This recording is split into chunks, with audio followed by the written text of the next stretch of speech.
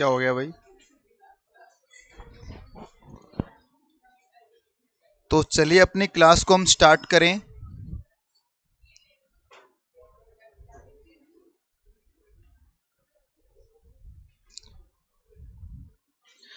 और last class में capital gain का सेक्शन 112A हमने कंप्लीट कर लिया था और इसमें कुछ क्वेश्चंस वगैरह भी लिखवाए थे मैंने आपको, अलग अलग एंगल से इसको दिखाया था मैंने आपको। अब हम बात करने वाले हैं सेक्शन 111A की। 111A short term capital gain, अगर आपने ट्रांसफर किए हैं equity share, equity oriented fund, और इसके अलावा अगर आप बिजनेस ट्रस्ट यूनिट्स को आप ट्रांसफर करते हैं, ट्रांसफर करते समय एसटीडी पे किया है आपने, तो उस पर 11111A अप्लाई होगा और टैक्स रेट क्या रहेगा आपका? 15% का टैक्स रेट रहेगा। अगर कोई अदर एसेट ट्रांसफर की है तो उस पर normal capital gain tax charge किया जाएगा। ठीक है बच्चों, बढ़ते हैं आगे अपन। नोट नंबर 1 क्या बोलता है? 111A पे जो टैक्स रेट रहेगा वो 15% रहेगा। 80C से 80U तक की डिडक्शन आपको नहीं मिलेगी। जो डेफिशिएंसी है आपकी बेसिक एग्जाम्पशन लिमिट की, उसे भी एडजस्ट किया जा सकता है इसके अगेंस्ट के अंदर। रिबेट 87A आपको मिलता रहेगा। यहाँ पर 112A में रिबेट नहीं मिलता, पर 112 में और 111A में रिबेट मिल जाता है। और मैक्सिमम सरचार्ज रेट कितना रहेगा आपका? 15% का। और एसटीटी का वही रूल लगेगा जो 112A में लगा था। और 112A में क्या था एसटीटी का रूल बताओ? कि अगर आपने परचेज की बात करें तो इक्विटी शेयर के केस में परचेज और सेल दोनों पे एसटीडी पे करना है। और सिर्फ म्यूचुअल फंड या बिजनेस ट्रस्ट की बात करें हम तो सेल के समय आपको एसटीडी पे करना पड़ेगा। याद है ना बच्चों आपको? तो इस पे एक क्वेश्चन बना रखा है नॉर्मल सा कि मिस्टर पी हैं जिनकी एज है 32 ईयर की, 112 और 112A तीनों इनकम दे रखी है, अदर इनकम भी दे रखी है आपको। टोटल इनकम कितनी होगी आपकी? 8 लाख रुपए की। सबसे पहले आप क्या करोगे? इस 2 लाख को एडजस्ट करोगे तो 50,000 शॉर्ट पड़ गया। इस शॉर्ट को कहाँ एडजस्ट करोगे? 112 में। 112 में क्यों एडजस्ट कर रहे हो? क्योंकि यहाँ पर 20% टैक्स रेट है। बाकी बचे हुए पे 20%, 10% और 15%। तो 111A में पहले 1 लाख कम कर दोगे, बाकी बचे हुए पे 10%, फिर टैक्स आएगा आपका 2700 और ये आपका टैक्स आएगा 70,200 का। ठीक है भाई। आज मैं कुछ फाइल पिंग करूंगा, 2 फाइलें, उसका आप प्रिंट आउट निकाल रखना बच्चों। ठीक है, और नई फाइलें मैंने बनाई हैं जो इसके आगे के चैप्टर्स हैं उनके लिए। तो 2-3 फाइलें एक साथ मैं पिंग कर दूंगा आपको, तो उसका एक साथ प्रिंट आउट निकाल लेना आप। आगे बढ़ते हैं इसके अंदर। एक छोटा सा नोट आप साइड में कहीं बनाइए, यहां पर बना लीजिए जिस हिसाब के पास पड़ा है।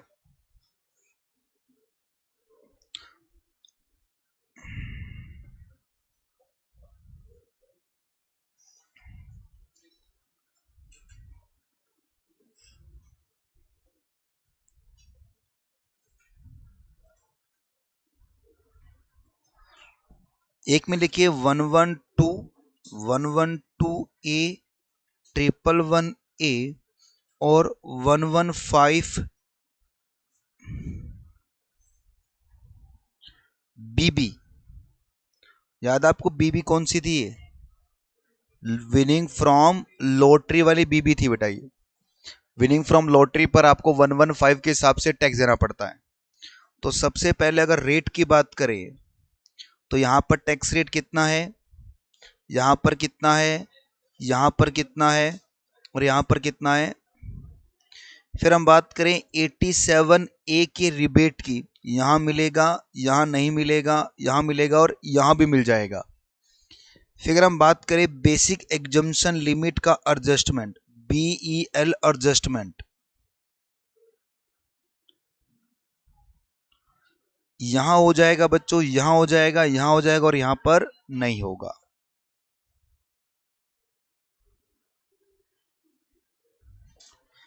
ये एट ग्लांस लिख लीजिए, इसको पता रहना चाहिए आपको, जब क्वेश्चंस आते हैं तो इसी में आते हैं।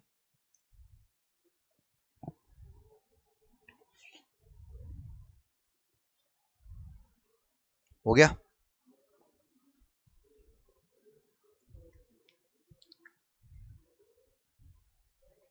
सरचार्ज का क्वेश्चन फिर से लिखवाऊं या आपको आते हैं पुराना वाला क्वेश्चन सारे? रिपीट कर रहा हूं, सरचार्ज के ऊपर क्वेश्चन एक, इन तीनों का एडजस्टमेंट लेकर। चलो करवा देता हूं।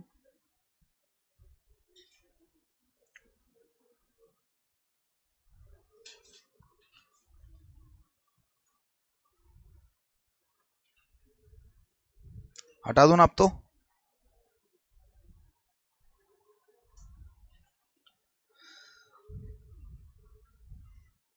लिखो, एक क्वेश्चन लिखो सरचार्ज के ऊपर।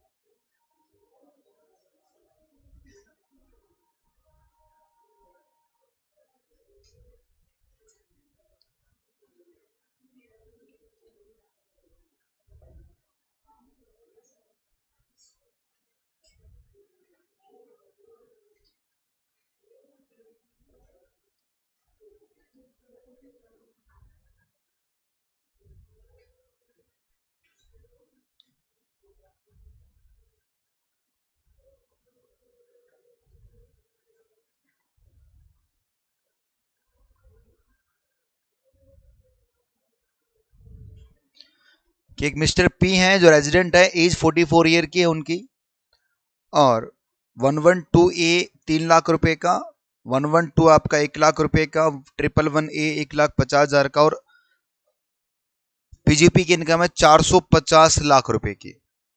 कैलकुलेट करना आपको टैक्स पेबल कितना आएगा। तो सबसे पहले बताओ टोटल इनकम कितना हुआ इनका। तो ये हो गया 3, 4, 5, तो 455.5 हो गया क्या। तो अब जैसे 455 लिखा, सरचार्ज कितना हो जाएगा, 25% हो जाएगा ना। लो भाई, सबसे पहले आप साइड में रख लीजिए किसको, 112 को। कितना है 112 की इनकम आपकी, 1 लाख रुपए की है। इस पे टैक्स रेट कितना आएगा, 20% के हिसाब से कितना हो जाएगा, 20,000 रुपए का। फिर लिखिए आप 112A जो है 3 लाख रुपए का, उसमें 1 लाख माइनस कर दोगे आप, कितना बचेगा, 2 लाख। टैक्स रेट कितना उस पर, 10%, कितना आएगा, 20,000 ये। और फिर उसके बाद में 111A कितना है बच्चों आपका, 1,50,000 है। टैक्स रेट आपका 15%, तो ये हो गया आपका 22,500, नहीं 1 लाख, ये आ रहा है 22,500। और अदर इनकम कितनी बची है आपके पास, 450 लाख की है, 10 लाख पे टैक्स आएगा 1,12,500। बाकी बचा हुआ कितना रह गया भाई, 440 लाख बच गया ना। लगाओ 30%। कोई बात नहीं बेटा, आपको देना नहीं है, अपने को देना नहीं है, टेंशन मत ले। घबरा रही है वो, कितना आ गया टैक्स, 32 लाख।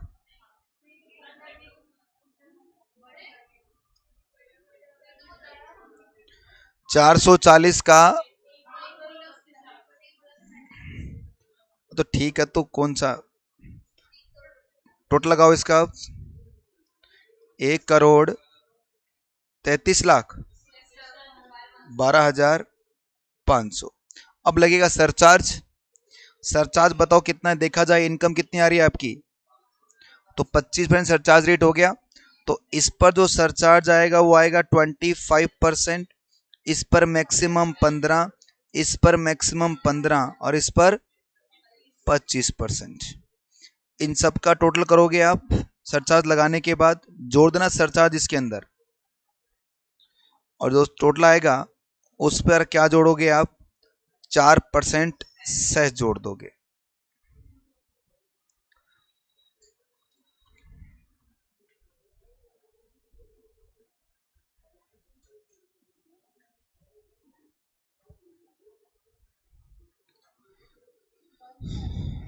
टोटल जोड़ने के बाद, सेस फेस सब जोड़ने के बाद 17, ओ एक मिनट 180।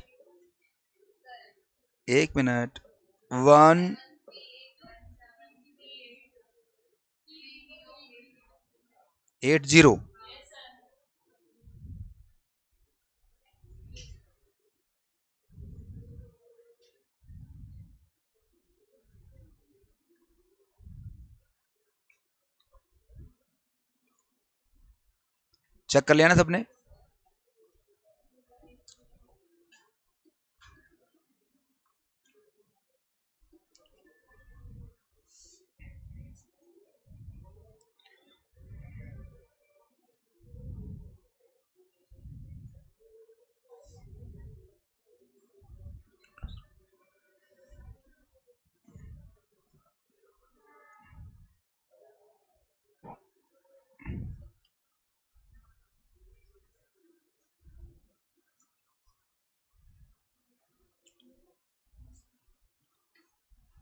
हटा दूं? ये मैंने रिवाइज करवाया आपको ये टॉपिक।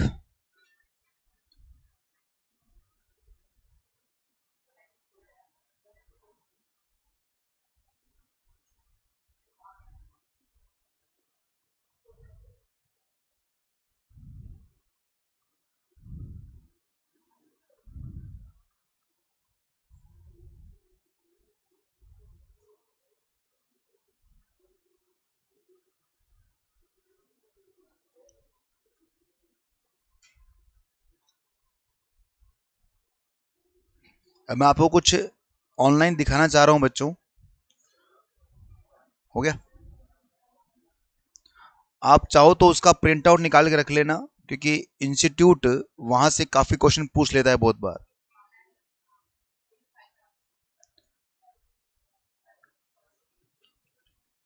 अभी तो आप क्वेश्चन सारे तो नहीं कर पाओगे, पर उसको करना स्टार्ट कीजिए, क्योंकि अभी आपके साथ मैं रोज आता हूँ क्लास के अंदर, तो हम जो डिस्कशन है वो आप मुझसे पूछते रहना, इस क्वेश्चन में बता दीजिए सर, तो उसमें थोड़ा बेनिफिट रहेगा आपको। और मैं दिखाता हूँ इंस्टीट्यूट किस लेवल के क्वेश्चन पूछता है।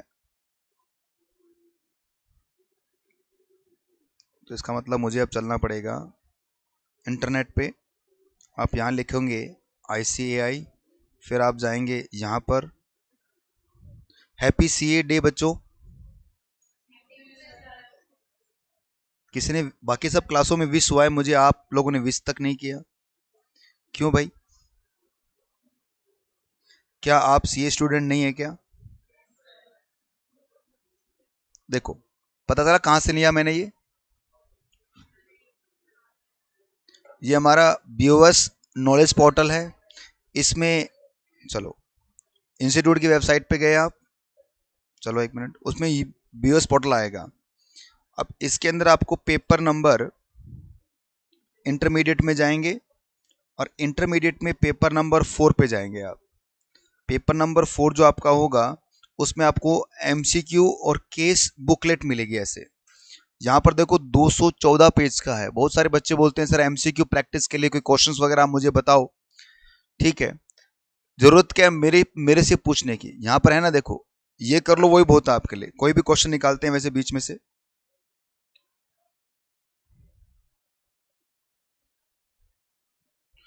ये तो MCQ वाला है, कोई क्वेश्चन सिंपल क्वेश्चन मिल जाए।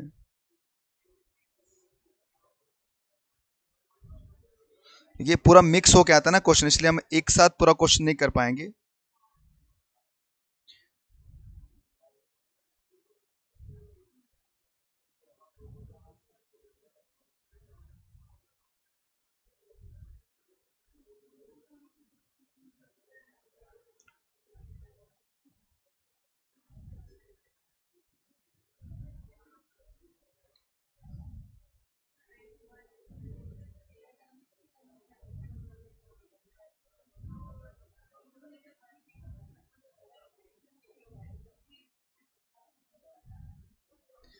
टीडीएस का भी है।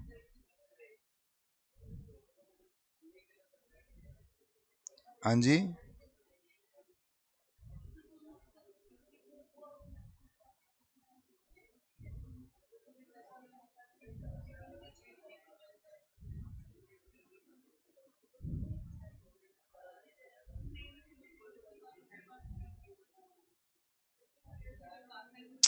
सारे मिक्स हो के आते हैं, इसलिए मैं कोई क्वेश्चन वैसे पर्टिकुलर करवाना चाहूँ तो कौन सा करवाऊं।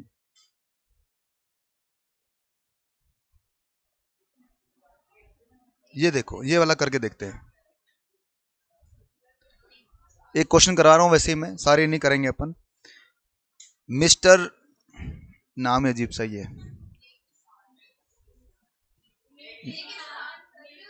नेक नेक इंसान, बहुत बढ़िया इंस्टीट्यूट, यही तो टैक्स देगा, ये बात भी सही है। एज उसकी 43 ईयर की, नेक इंसान की, और डिटेल दे रखे प्रीवियस है 21। तो कैपिटल गेन 112 कितना आपको 120 लाख का है। ठीक है, तो एक काम करते हैं अपन, यहां लिख लेते हैं 112A का कितना था, 120 लाख था ना।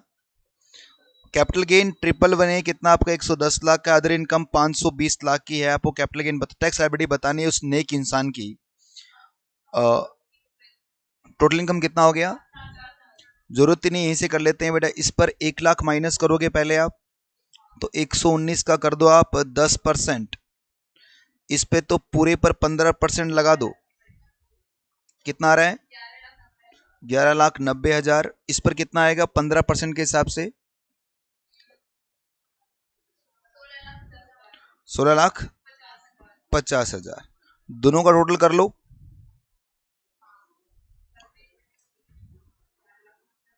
28,40,000। इसमें जोड़ दो बेटा 15% सरचार्ज,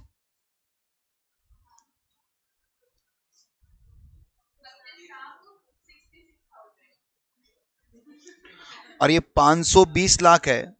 प्लीज 10 लाख पे तो आएगा 1,12,500, क्योंकि नेक इंसान की एज 60 से कम है। बाकी बचा हुआ 510 लाख पे लगा दो 30%,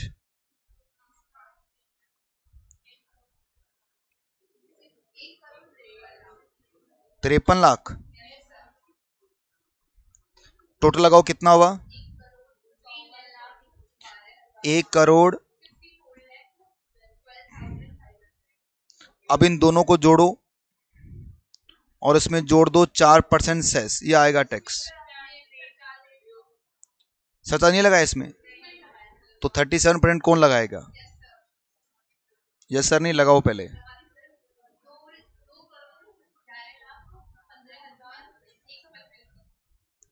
अब इन दोनों को जोड़ो और इस पर लगा दो बेटा क्या, 4% सेस।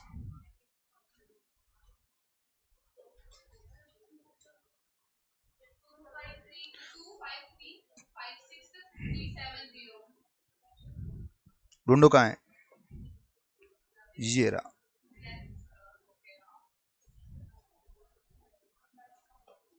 इसी क्वेश्चन में अगर क्या हो जाए, नेक इंसान का अदर इनकम 480 हो जाए, तो यहां पर क्या हो जाएगा बच्चों 470, और यहां कितना हो जाएगा 25%, और अमाउंट आ जाएगी आपकी फिर। इस तरह के क्वेश्चंस हैं ये। अब ये तो कर नहीं पाएंगे क्योंकि टीडीएस टीसीएस मैंने पढ़ाया नहीं, अब आपको सेक्शन 64 पढ़ाया नहीं, तो कर नहीं पाएंगे। अदरवाइज ये जब हम कोर्स हमारा नियर टू कंप्लीशन होगा, मतलब जब मैं आपको चैप्टर नंबर 7 पूरा करवा दूंगा ना, उसके बाद आप सारे क्वेश्चन करना स्टार्ट कर दोगे, बस कुछ क्वेश्चन आपसे नहीं हो पाएंगे रिटर्न ऑफ इनकम वाले। तो इसीलिए इसका प्रिंट आउट आप निकाले रखना। जरूरी नहीं आपको ऐसे प्रिंट आउट निकालने हैं कि सर एक पेज पर एक ही आई। आप चाहो तो एक पेज पे डबल वाला प्रिंट आउट निकाल सकते हो, क्योंकि वैसे भी छोटा ही है ये, आपको तो सॉल्व करना है ना। तो उसे ऐसे, अब 214 पेज है, इसका मतलब एक पेज पर 1 2 3 4 आ जाएंगे, तो 214 के ऊपर डिवाइड बाय 4, तो कितने पेज हो गए, 54 पेजेस के अंदर आपका काम हो जाएगा।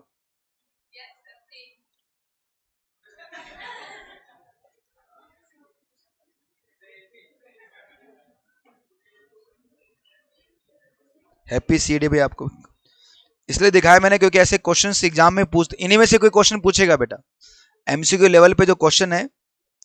और ऐसे नहीं है कि मतलब छोटे मोटे क्वेश्चन नहीं आते एग्जाम के अंदर। देखे जैसे इस बार का जो होगा आपको मैं मॉक टेस्ट पेपर दिखाऊं, क्वेश्चन पहले वाला ही तो देखो ये एमसीक्यू है, ये पूरा रीड करना आपको, उसके बाद में इसके एमसीक्यू बताने हैं। इतना बड़ा तो रीड करना है, पूरा क्वेश्चन है बच्चों।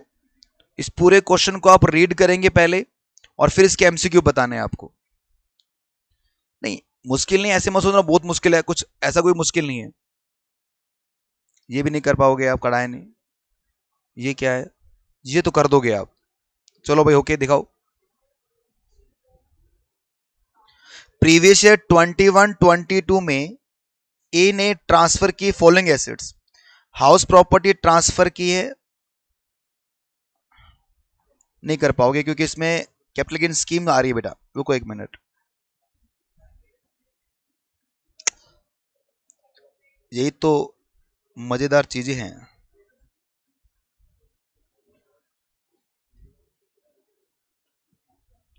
ये तो कर ही दोगे सैलरी वाला, ये तो करके दिखाओ।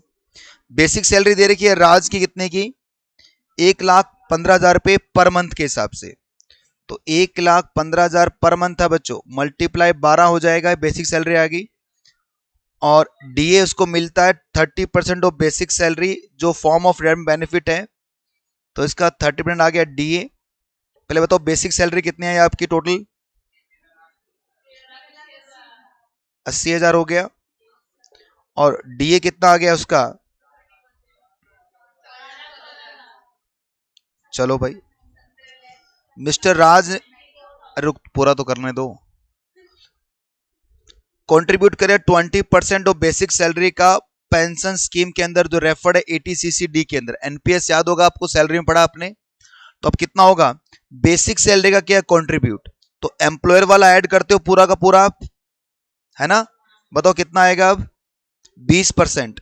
तो ये आपका 13,80,000 का 20% कितना हुआ, 2,76,000। अब उसका ना what is the amount of deduction available of mister Raj eighty C C D. तो ये डिडक्शन पूछ रहा है वैसे। बताओ सैलरी कितना हुआ इसका, 20,70,000। लेस करोगे आप अंडर सेक्शन 16(1)(a) की स्टैंडर्ड डिडक्शन 50,000 की, आपकी टैक्सेबल सैलरी कितनी आई। अब इसमें से आप चैप्टर 6A माइनस करते हैं बच्चों, जो मैं आप चैप्टर नंबर 7 में पढ़ाऊंगा आपको मैं। फिर ही बता देता हूं कितना करोगे आप।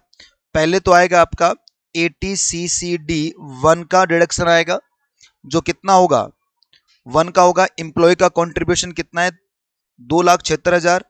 तो इसमें आ जाएगा 1,50,000 का, तो एटीसीसीडी 1 और 50,000 आ जाएगा बच्चों इसमें एटीसीसीडी 1B। अब एक बात बताइए मुझे, 10% का कंट्रीब्यूशन कर सकते थे आप, basic salary plus DA. Basic salary और डीए इनका टोटल बताओ कितना हुआ,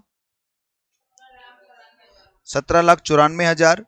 तो इसका 10% कितना हुआ, 1,79,400। इसका मतलब 1,50 तो आपने यहां ले लिया, तो बाकी बचा हुआ कितना है बताइए, 1,79,400 में कितना बच गया बाकी, कितना। अब इसमें क्या जोड़ दोगे आप, 1,79,400। अब टोटल लगाओ, या तो बता दो 1,79,400 का डबल कर दो, कितना हो गया,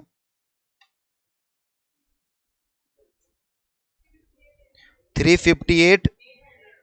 तो आंसर इसका डी होगा।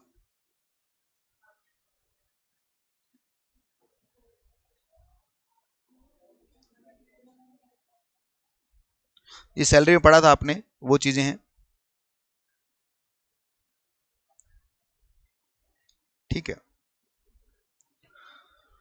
तो चलिए अब आगे बढ़ते हैं, अपनी क्लास को आगे बढ़ाएं हम, और अब हम एग्जम्पशंस की बात करते हैं कैपिटल गेन के अंदर। एक बार देखिए पहले आप, एग्जम्पशन को पढ़ाने से पहले अभी तक हमने क्या पढ़ा? मैंने आपको कैपिटल गेन के अंदर सबसे पहले फुल वैल्यू ऑफ कंसिडरेशन बताया। बहुत जगह बहुत अलग अलग एंगल पे ये full value of consideration change हो रहा था।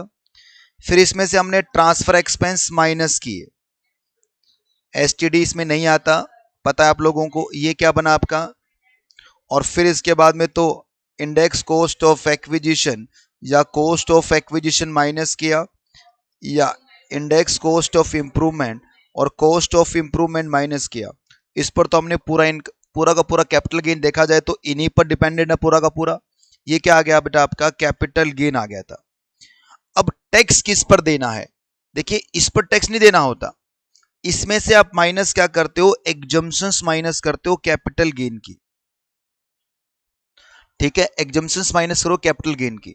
ये एग्जम्पशन सेक्शन 54 से लेकर 54 ईसी तक है जो हम पढ़ने वाले हैं। वैसे एफ बी है इसमें, आपके सिलेबस में एफ बी है, तो ये आप माइनस करोगे इसके अंदर, और जो बचेगा अब ये क्या होगा? आपका टैक्सेबल होगा। तो अब मैं आपको ये एग्जम्पशन वाला जो लास्ट पार्ट हमारा कैपिटल गेन का वो हम स्टार्ट कर रहे हैं। ठीक है, आइए सबसे पहले एग्जम्पशन एट ग्लांस देखते हैं हम। Exemption under capital gain. तो कैपिटल गेन में जो एग्जम्पशन आपको मिलती है वो दो टाइप से मिलती है। एक आती है बेटा expressly exempt under section 10। Under section 10 में कुछ इनकम एग्जम्प्ट है, इसका मतलब वो कैपिटल गेन में नहीं आएगा, पूरे एग्जम्प्ट हो जाएगा। और एक बता रखा है बच्चों जो आपको मिलेगा सेक्शन 54, 54B, 54F, 54EC वगैरह। ठीक है, अब जो सेक्शन 10 के अंदर है उसमें जो पहले वाला है उसको अभी नहीं पढ़ेंगे हम। बायबैक ऑफ शेयर इसका अलग से लो पूरा लिखवाऊंगा मैं कि कैसे बायबैक पर आपको कैपिटल गेन आता है। दूसरे वाला अभी नहीं पढ़ेंगे हम, ठीक है, ये भी होल्ड करेंगे। हम तीसरे वाला पढ़ रहे हैं बच्चों, सेक्शन 10 सबसेक्शन 37। ये क्या कहता है कि अगर आपने कोई कंपल्सरी एक्विजिशन हुआ है आपकी अर्बन एग्रीकल्चर लैंड का, गवर्नमेंट ने आपकी अर्बन एग्रीकल्चर लैंड को कंपल्सरी एक्वायर कर लिया। सर ये एग्रीकल्चर लैंड के बारे में हमने कुछ पढ़ा तो था कैपिटल गेन, वो क्या था? देखो बेटा, कैपिटल एसेट नहीं होती क्या? रूरल एग्रीकल्चर लैंड, याद है आपको? फिर मैंने बताया था कि सर कहां कहां पॉपुलेशन देखनी है आपको, इस तरह से हमने एरो बना के दिखाए थे आपको। ठीक है, रूरल एग्रीकल्चर लैंड तो क्या नहीं होती आपकी? कैपिटल एसेट्स नहीं होती। और जब कैपिटल एसेट्स ही नहीं है तो फिर एग्जम्पशन की क्या बात? अरे वो तो टैक्सेबल ही नहीं होगा, वो तो इस पार्ट में ही नहीं आने वाला। एग्जम्पशन तो उसे मिलती है ना जो कहीं ना कहीं टैक्सेबिलिटी में आती है। बात समझ में आई क्या? फॉर एग्जाम्पल जैसे मित्तल कॉमर्स क्लासेस कहता है कि जो भी स्टूडेंट हमारे यहां से फाउंडेशन करेगा उसकी 50% फीस हम एग्जम्प्ट कर देंगे इंटरमीडिएट की। तो मुझे बताइए, क्या मित्तल कॉमर्स क्लासेस, मान लो ये दो स्टूडेंट आगे बैठे हैं, इन्होंने फाउंडेशन यहीं से कर रखा है, तो इनकी फीस 50% माफ कर दी किसने? मित्तल कॉमर्स क्लासेस ने। क्या हम इनसे पूरी फीस ले सकते थे क्या? Yes sir. अरे जहां पर चार्जेबिलिटी होती है वहीं तो एग्जम्पशन होता है। बात समझ में आई क्या? जहां चार्जेबिलिटी नहीं है वहां एग्जम्पशन किस बात का? कोई स्टूडेंट या फिर कोई व्यक्ति रेलवे स्टेशन की तरफ जा रहा था, अपने बाहर गेट पे खड़ा हो, और वहां पर हम उसे बोलते थे तेरी फीस माफ। क्या फीस क्या माफ? कि हम तेरी फीस माफ करते हैं। अरे क्या माफ करोगे जब चार्जेबिलिटी नहीं है उसके ऊपर? तो चार्जेबिलिटी उसी पर, सर एग्जम्पशन उसी पे आती है जिसपे चार्जेबिलिटी आती है। इसका मतलब जहां पर अर्बन एग्रीकल्चर लैंड की हम बात करें वो टैक्सेबल होती है, इसलिए उसमें एग्जम्पशन ढूंढेंगे हम। पर जो रूरल एग्रीकल्चर लैंड है वो तो क्या नहीं है? कैपिटल एसेट ही नहीं है, और कैपिटल एसेट्स नहीं है तो इसका मतलब कैपिटल गेन ही नहीं आएगा उसमें। तो एग्जम्पशन किस बात की? तो यहां पर किसकी बात कर रहे हैं? ये अर्बन एग्रीकल्चर लैंड की बात कर रहे हैं कि अगर कोई अर्बन एग्रीकल्चर लैंड को गवर्नमेंट ने कंपल्सरी एक्वायर कर लिया है, बहुत सारे लोगों के खेतों को गवर्नमेंट कंपल्सरी एक्वायर कर लेती है, और वो क्या है? अर्बन एग्रीकल्चर लैंड है। तो अब उस केस के अंदर अगर आपने ये 4 कंडीशन पूरी कर दी तो पूरा कैपिटल गेन आपका एग्जम्प्ट हो जाएगा। सबसे पहली कंडीशन क्या है? ये जो एक्विजिशन है ये कब होनी चाहिए? ये कब होनी चाहिए? 1/4/2004 के बाद होनी चाहिए। और ये जिसकी भी लैंड है वो कौन होना चाहिए? एसएससी इंडिविजुअल या फिर एचयूएफ होना चाहिए। और ये लैंड जो आपकी है वो कंपल्सरी स्कीम के अंदर गवर्नमेंट कंपल्सरी एक्वायर करेगी। और उस एग्रीकल्चर लैंड पर आप 2 साल पहले तक क्या कर रहे थे? एग्रीकल्चर कर रहे थे, या आपकी फैमिली का कोई भी मेंबर उस लैंड पर 2 साल पहले तक क्या कर रहा था, एग्रीकल्चर कर रहा था, अगर ये चारों बातें पूरी हो जाती हैं तो पूरा का पूरा कैपिटल गेन क्या हो जाएगा, एग्जम्प्ट हो जाएगा। क्या पढ़ा हमने कि अगर कोई अर्बन एग्रीकल्चर लैंड को गवर्नमेंट कंपल्सरी एक्वायर करती है तो उसमें 4 बातें देखनी है। एसएससी इंडिविजुअल एचएफ होना चाहिए, गवर्नमेंट इसको कंपल्सरी एक्वायर करेगी, 2 साल पहले तक उस लैंड पर खेतीबाड़ी होती रहनी चाहिए, और लास्ट में क्या है, ये स्कीम कब लेके आए थे, 1/4/2004 के बाद ये होना चाहिए। अगर ऐसा हुआ है तो सेक्शन 1037 क्या कहता है, पूरा का पूरा क्या हो जाएगा, कैपिटल गेन आपका एग्जम्प्ट हो जाएगा। ठीक है, ये 2 पॉइंट सर आपको आते नहीं है क्या, नहीं बेटा हम इसको बाद में देखेंगे, अभी 2 को बाद में देखेंगे। अब हम चल रहे हैं बच्चों किसके अंदर, सेक्शन 54 की सीरीज के अंदर, जहां पर हम पढ़ेंगे सेक्शन 54, 54F, 54B, 54EC वगैरह। ठीक है, 4-5 सेक्शन है आपके सिलेबस में। सबसे पहला है सेक्शन 54, हम इसको पहले समझेंगे और फिर पढ़ेंगे। देखो बेटा, 2003 की बातें थी, उस समय मेरा परिवार छोटा सा था, तो मैंने एक छोटा सा मकान परचेज किया शहर के अंदर। ये मकान की कॉस्ट ऑफ एक्विजिशन है बच्चों मेरी 10 लाख रुपए की। इस प्रॉब्लम को पूरी समझना आप। 2003-4 के अंदर मेरे पास एक छोटा सा मकान था, क्योंकि मेरी जो फैमिली थी, ये मैं था, ये मेरी वाइफ थी, और ये मेरे छोटे छोटे 2 बच्चे थे। आराम से इस मकान में हम फिट हो गए थे, क्योंकि छोटे बच्चे थे। समय बीता और अब वो छोटे बच्चे बड़े बच्चे बन गए। अब उनको क्या चाहिए, पर्सनल स्पेस चाहिए।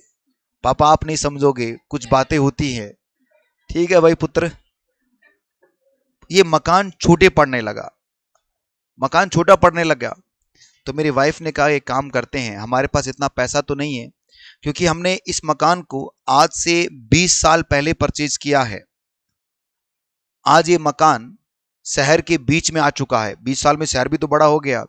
एक काम करते हैं, इस मकान को बेचते हैं, क्योंकि आज इस मकान की कीमत अपनी हो चुकी है 75 लाख रुपीज की। मैंने कहा हाँ भाग्यवान, मकान तो अपना महंगा हो गया, कि काम करते हैं इस मकान को बेचते हैं और शहर के थोड़े बाहर जाके एक बड़ा मकान परचेज कर लेते हैं इतने ही पैसे के अंदर।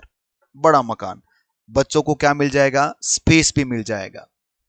ऐसा होता है रियल लाइफ में क्या, यस सर, बहुत लोग ऐसा करते हैं। अब सोचिए बच्चों, जब मैंने अपना ये छोटा मकान बेचा तो मुझे कैपिटल गेन तो होगा ना। बताओ, मेरा फुल वैल्यू ऑफ कंसीडरेशन हो गया 75 लाख, लेस करोगे इसके अंदर आप क्या, इंडेक्स कॉस्ट ऑफ एक्विजिशन जो कितना है 10 लाख, मल्टीप्लाई 317 डिवाइडेड बाय 3-4 का इंडेक्स। रुको रुको 1 मिनट रुको, 1-2 में परचेज किया, की फर्क पैदा है, सो है भाई। तो ये कितना हो गया, 31,70,000, ये आ गया मेरा लॉन्ग टर्म कैपिटल गेन। क्योंकि मकान बेच रहा हूं तो इसका मतलब ये सेक्शन 112 में कवर है, तो इस पर मुझे कितना टैक्स देना पड़ेगा, 20% के हिसाब से टैक्स देना पड़ेगा बच्चों। नहीं समझ में आया, लॉन्ग टर्म कैपिटल गेन आया है बच्चों ये, तो इस पर टैक्स भी तो लगेगा। अब बताओ कौन सा सेक्शन में लगेगा, क्या 112A है क्या, ये नहीं, शेयर थोड़ी बेचे, मकान बेचा है, तो इसका मतलब इस पे कितना टैक्स रेट है, 20% टैक्स रेट है। गवर्नमेंट ने बोला कि लाओ पवन जी 20% टैक्स लाओ। मैंने कहा नहीं सर, ये मकान मैंने कोई खुशी में थोड़ी बेचा है, मेरे पास एक्स्ट्रा थोड़ी था, मैं तो दूसरा मकान परचेज कर रहा हूं। देखा जाए तो मुझे कैपिटल गेन किस बात का, मैं तो सेफ्टी तो कर रहा हूं अपना मकान, तो मेरा कैपिटल गेन मत लगाओ। गवर्नमेंट को ये बात समझ में भी आई, कहा यार बात तो सही बोल रहा है कि मकान बेच के मुझे कोई प्रॉफिट हो रहा है तो मुझसे टैक्स लो आप, यहां तो बेच के मैं दूसरे मकान में शिफ्ट हो रहा हूं, क्योंकि मकान मेरा छोटा पड़ रहा था मुझे। तो गवर्नमेंट ने कहा चलो ठीक है, देखो अगर आपने, ये कितना कैपिटल गेन आ रहा था, 43.3 आ रहा है क्या, ये 43.3 लाख का कैपिटल गेन आपका एग्जम्प्ट कर देंगे, बशर्ते 43.3 लाख का क्या परचेज करना पड़ेगा आपको, एक नया मकान परचेज करना पड़ेगा। अगर आपने नया मकान परचेज कर लिया तो सेक्शन 54 कहता है जितने का आपने नया मकान परचेज किया है अगर उसकी वैल्यू इस 43.3 से ज्यादा की है तो पूरा कैपिटल गेन एग्जम्प्ट कर देंगे। फॉर एग्जांपल मैंने नया मकान 50 लाख का परचेज किया, तो मेरा कैपिटल गेन कितना एग्जम्प्ट होगा? पूरा एग्जम्प्ट हो जाएगा 43 पॉइंट, पर मैंने नया मकान सिर्फ 40 लाख का ही परचेज किया, तो अब बताओ कितना माइनस करोगे आप? तो मुझे 3.3 लाख पर क्या देना पड़ेगा? टैक्स देना पड़ेगा। आई बात समझ में? बस बने रहो साथ में, पूरा भी समझा देता हूं आपको, ये समझते हैं। सर सेक्शन 54 के लिए बेचना क्या है? रेजिडेंशियल हाउस प्रॉपर्टी, ये आपको सोल्ड करना है। बदले में परचेज क्या करना है बच्चों?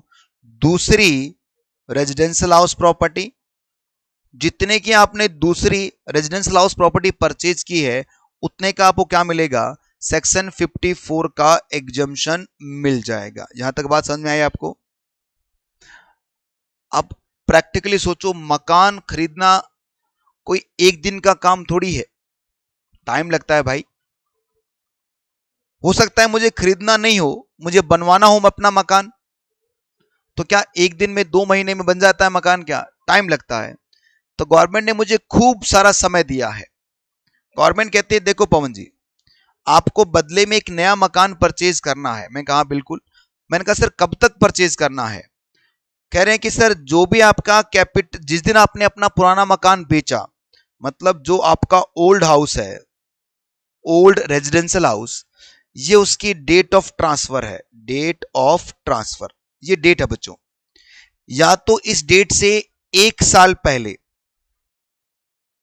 आप नया मकान परचेज कर लीजिए, या फिर इस डेट के 2 साल के अंदर अंदर आप क्या कर लीजिए? एक नया मकान परचेज कर लीजिए। मैंने कहा सर मुझे परचेज नहीं करना, मुझे तो कंस्ट्रक्शन करवाना है। तो गवर्नमेंट कह रही है कंस्ट्रक्शन के लिए हम आपको एक्स्ट्रा टाइम देते हैं 3 साल का। अगर आपने 3 साल के अंदर क्या करवा लिया? कंस्ट्रक्शन करवा लिया है, तो जितना भी आपका खर्चा हुआ है वो आपका कैपिटल गेन के अंदर से माइनस कर दिया जाएगा। मतलब सर डेट ऑफ ट्रांसफर की -1 के अंदर या +2 या फिर +3 ईयर में क्या करना है? मुझे मकान परचेज करना है। आई बात समझ में आपको? ये अगर मैंने मकान ये -1 में या +2 या +3 में बनवा लिया या कंस्ट्रक्शन करवा लिया है, या मैंने परचेज कर लिया है, तो जितना मेरा खर्चा हुआ कंस्ट्रक्शन वगैरह का या परचेज का, उतना कैपिटल गेन आपका एग्जम्प्ट हो जाएगा। बशर्ते कैपिटल गेन उतना होना चाहिए। ज्यादा का कर लिया तो पूरा एग्जम्प्ट हो जाएगा, कम का किया है तो जितना मैंने किया उतना एग्जम्प्ट माना जाएगा। यहां तक बात समझ में आई? चलो भाई अब सुनो ध्यान से, प्रॉब्लम क्या हुई। ये मेरा प्रीवियस ईयर है जो 1/4/2021 को स्टार्ट होगा और 31 मार्च 2022 को एंड हो जाएगा। मैंने इस दिन 1 मार्च 2022 को अपना रेजिडेंशियल हाउस प्रॉपर्टी को सोल्ड किया। सोल्ड करने से मुझे 43.3 लाख का क्या हो गया? कैपिटल गेन हो गया। अब गवर्नमेंट क्या बोल रही है कि पवन जी अगर आपको ये पूरा का पूरा एग्जम्प्ट करवाना है ना, तो क्या कर लेना? एक नया मकान परचेज कर लेना। कब तक परचेज कर सकता हूं? 2 साल के अंदर। इसका मतलब इस डेट से मुझे 2 साल या 3 साल के अंदर एक नया मकान परचेज करना है या फिर कंस्ट्रक्शन करवाना है। तो अगर देखा जाए तो 1/3/2024 तक तो परचेज करना है और 25 तक कंस्ट्रक्शन करवाना है। ठीक है? मैंने कहा ठीक है सर, बढ़िया हो गया ये तो। पर सोचिए, ये प्रीवियस ईयर जैसे ही एंड होगा असेसमेंट ईयर स्टार्ट हो जाएगा। असेसमेंट ईयर का ये आएगा रिटर्न फाइलिंग की ड्यू डेट। रिटर्न फाइलिंग की ड्यू डेट पर गवर्नमेंट मुझे बोलेगी पवन जी क्या आपने मकान परचेज कर लिया क्या? मैंने कहा सर आपने ही तो टाइम दे रखा है 2 साल का। अरे 7 महीने में 8 महीने में कहां से परचेज करूंगा? करूंगा ना परचेज, 2 साल में परचेज कर लूंगा। तो फिर गवर्नमेंट कह रही इसका मतलब आप 43.3 लाख पे टैक्स पे नहीं करोगे। मैंने कहा नहीं पे करूंगा क्योंकि मकान परचेज करूंगा। क्या मेरी बात मान लेगी गवर्नमेंट? कल को मैं नहीं परचेज करूंगा तो? कल को मैं नहीं परचेज करूंगा तो गवर्नमेंट को लग गया ना 20% का चूना। बेवकूफ भी तो बना सकता हूं मैं गवर्नमेंट को। क्या मेरी बात पे भरोसा? सर मम्मी कसम मैं परचेज करूंगा। मम्मी कसम वहां नहीं चलने वाली। गवर्नमेंट कहती है कि हम कैसे माने कि आप मकान परचेज करोगे? मैंने कहा देखो मैं कसम खा के बोलता हूं, अरे कसम आपने रखो अपने पास, हमें तो कुछ ऐसा करके दिखा दो ताकि हम भरोसा कर ले कि आप इस पैसे से मकान ही परचेज करने वाले हैं, ताकि हमें भरोसा कर ले। तो अब या तो ये जो पीरियड है, ये वाला पीरियड, इस पीरियड में एक्चुअल में परचेज कर लूं तो दिखा दूंगा, देखो ये रहा, देख लो, अब तो दे दो 54। या फिर इस पीरियड में मैं परचेज नहीं कर पाता तो मैं क्या करता हूं बेटा, मैं जाता हूं एक बैंक में, एसबीआई बैंक में, और वहां पर एक अकाउंट खुलवाता हूं। इसको बोलते हैं कैपिटल गेन अकाउंट स्कीम। और इस अकाउंट में मैं क्या करता हूं बच्चों, 43.3 लाख डिपॉजिट करवाता हूं। जैसे ये पैसा इसमें डिपॉजिट हो जाएगा तो अब एसबीआई बैंक इस पैसे को विड्रॉल मुझे कब करने देगा, जब मैं मकान परचेज करूंगा, और ये विड्रॉल मुझे गवर्नमेंट की परमिशन से ही मिलेगा। अरे बात समझ में? इसका मतलब जैसे ये पैसा जमा हो गया, अब एक बात तो कंफर्म होगी कि इस पैसे से अब क्या होना है, मकान ही परचेज होना है या कंस्ट्रक्शन होना है। तो अब गवर्नमेंट के दिल को तसल्ली हो जाएगी कि अब इसको 54 हम क्या कर सकते हैं, दे सकते हैं। आई बात समझ में? इसे कहते हैं capital gain account scheme. Overview करते हैं। सबसे पहली बात बताओ बेटा, मकान में रहता कौन है, कंपनी या इंडिविजुअल? कंपनी थोड़ी है कि सर ये रिलायंस का मकान है और पिछले गली में HCL की कोठी है, और आगे देखोगे तो आपको मित्तल कॉमर्स क्लासेस का छोटा सा मकान, नहीं नहीं, मकानों में तो इंडिविजुअल रहते हैं। तो इसका मतलब सेक्शन 54 है, ये एप्लीकेबल किस पे होगा, इंडिविजुअल पे, या HUF पे भी हो सकता है, क्योंकि HUF भी इंडिविजुअल का ही रूप है। ठीक है, अब मुझे बताइए बच्चों, आपको ट्रांसफर क्या करना है, रेजिडेंशियल हाउस प्रॉपर्टी बदले में परचेज क्या करना है, कब तक परचेज करना है, टाइम लिमिट क्या, -1 +3 और +2 के अंदर परचेज करना है। समझ में आया आपको ये? हाँ, एक बात याद रखना, आपका जो नेचर है कैपिटल गेन का, वो क्या होना चाहिए, आपका लॉन्ग टर्म कैपिटल गेन होना चाहिए भाई, तभी 54 आपको मिलेगा, अदरवाइज नहीं मिलेगा। फिर गवर्नमेंट कह रही है कि एग्जम्पशन कितना मिलेगा। एग्जम्पशन के लिए नंबर 1, जो भी आपका लॉन्ग टर्म कैपिटल गेन है, या फिर नंबर 2 आपका जो कॉस्ट ऑफ न्यू हाउस है, या फिर आपने जितना पैसा कैपिटल गेन अकाउंट स्कीम में डिपॉजिट करवा दिया, इनमें जो सबसे कम होगा उतने तो एग्जम्पशन मिलेगा। आई क्या बात समझ में? सोचो कैपिटल गेन आपका हुआ था 50 लाख का, पर कैपिटल गेन अकाउंट स्कीम में आपने 1 लाख रुपए जमा करवाया। अब बताओ क्या होगा, 1 लाख क्या, इसका मतलब 1 लाख जमा करवाने का मतलब क्या हुआ कि आपकी इंटेंशन क्या है, आप 1 लाख का ही मकान परचेज करने वाले हैं। अरे तभी तो जमा करवा रहे हैं आप, बोलिए ना। चलो भाई यहां तक समझ में आया। अब हुआ क्या, गवर्नमेंट कहती है पवन जी जो नया मकान परचेज किया ना आपने +1 +2 +3 के अंदर, उस मकान को कम से कम 3 साल अपने पास रखना। मतलब अगर आपने उसे 3 साल से पहले बेच दिया, हुआ क्या सर, ये पुराना वाला मकान था, इसको बेचा और बदले में क्या लिया, एक नया मकान लिया। अगर मैंने इस मकान को भी सोल्ड कर दिया जो बदले में लिया था, क्योंकि बदले में लिया था मुझे 54 मिल गया, 54 का मतलब मेरे को कैपिटल गेन गवर्नमेंट ने एग्जम्प्ट कर दिया पूरा, मैंने कोई टैक्स पे नहीं किया। और जैसे मैं नया मकान लिया, अगर मैंने इसको 3 साल के अंदर अंदर बेच दिया है, तो गवर्नमेंट क्या बोलेगी, बेचा कितने मेरे तूने, मैंने कहा सर मैंने इसको 60 लाख में बेचा है, कैपिटल गेन एग्जम्प्ट करवाया था मैंने कितने का, 50 लाख का, मैंने परचेज कितने में किया था इसको, 50 लाख में। तो गवर्नमेंट क्या बोलेगी कि देखो अगर आपने इस मकान को बेच दिया है 3 साल के अंदर, तो आपकी फुल वैल्यू ऑफ कंसिडरेशन तो 60 लाख है, कोई दिक्कत वाली बात नहीं है वो, पर आपकी जो कॉस्ट ऑफ एक्विजिशन होगी, जो कितनी है, कितने परचेज किया था, इसमें से माइनस कर दिया जाएगा जितना पहले आपने क्या करवाया था, 50 लाख माइनस कर दो, अब वैल्यू कितनी मानेंगे, 0। आई बात समझ में? जितना सेक्शन 54 आपने एग्जम्प्ट करवा लिया था, उतना अब क्या होगा, आपकी कॉस्ट में से कम कर दिया जाएगा। इनडायरेक्टली गवर्नमेंट क्या कह रही है, उतने पे अब टैक्स लग जाएगा। टैक्स तो लग रहा है, अरे कॉस्ट कम का मतलब कैपिटल गेन ज्यादा हो जाएगा। आई बात समझ में आपको ये? फिर फाइनेंस एक्ट 20 में एक अमेंडमेंट आया। अमेंडमेंट क्या आया, ये जो मैंने अभी कहानी सुनाई आपको, छोटा मकान बड़ा मकान, मेरे पास छोटा मकान था, बड़ा बच्चे बड़े हो गए वगैरह वगैरह। अमीर लोग भी तो ऐसा करते होंगे, उन्होंने भी देखा कि अच्छा सेक्शन 54 है, तो गवर्नमेंट ने क्या बोला कि देखो भाई, अगर आपका long term capital gain up to 2 crore है, 2 करोड़ तक का है, तो आप 2 हाउस परचेज कर सकते हो। ये रियल लाइफ है बच्चों।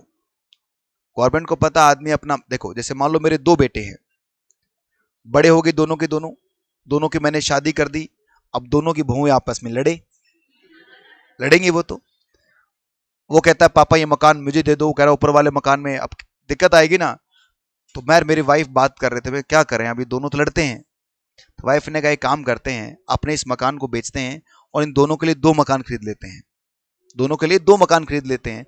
तो गवर्नमेंट ने इस बात को सुन लिया और सेक्शन 54 में क्या बोला कि अगर आपका कैपिटल गेन कितना है, 2 करोड़ तक का है, तो आप 2 हाउसेज परचेज कर सकते हो। ये अमेंडमेंट है बच्चों।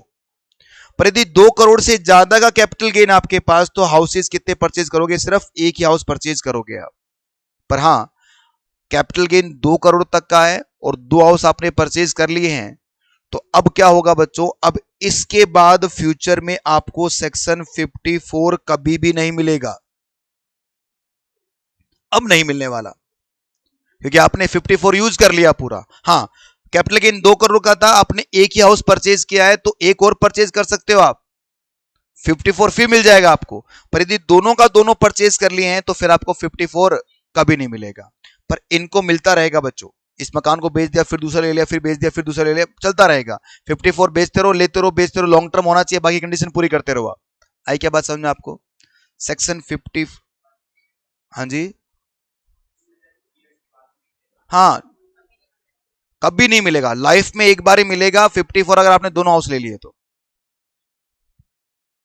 आपको मैं पूरा 1 मिनट का टाइम देता हूं, इस पूरे सेक्शन को पढ़ दो, मैंने जो समझाया पढ़िए आराम से नोट्स में, और देखिए कितना समझ में आता है आपको। तब तक मैं पानी पी लेता हूं।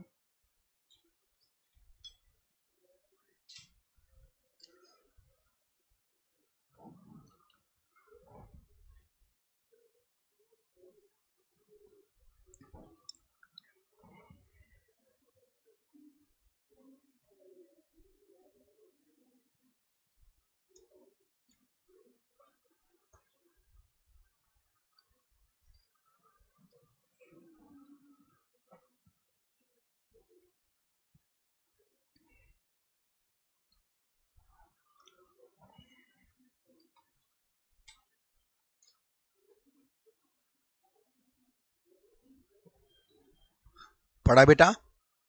करें अब वापिस मेरे साथ रीड करोगे? अब आओ मेरे साथ रीड करो। Section 54, capital gain on sale of residential house. Eligible SSC कौन है बच्चों? इंडिविजुअल और एचयूएफ। कंडीशन क्या क्या है? सबसे पहले आपकी जो कैपिटल एसेट्स है या कैपिटल गेन क्या होना चाहिए? Long term capital gain. Transfer आप क्या करोगे? बदले में परचेज क्या करोगे? समझाया? अमाउंट ऑफ एग्जम्पशन कितना मिलेगा? Lower of long term capital gain, value of residential house, आगे लिखो न्यू हाउस, ये जो आपने न्यू हाउस परचेज किया उसकी बात हो रही है।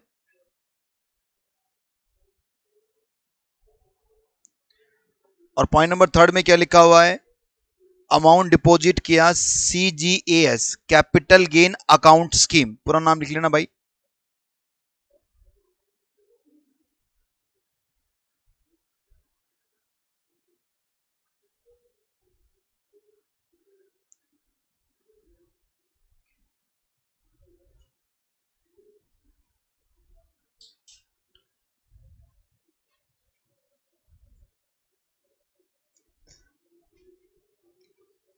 Time limit for purchase of house, कब तक परचेज करोगे?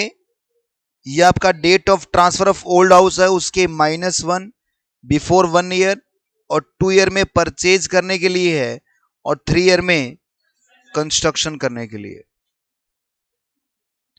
कॉन्सिक्वेंस क्या होंगे of transfer of new house with in, कि सर क्या परिणाम रहेंगे अगर आपने न्यू हाउस को 3 साल में बेच दिया? बताओ क्या परिणाम होंगे? कि सर जो न्यू हाउस की कॉस्ट ऑफ एक्विजिशन है उसमें से कैपिटल गेन क्या करोगे, जो एग्जम्प्ट हुआ था माइनस कर दोगे।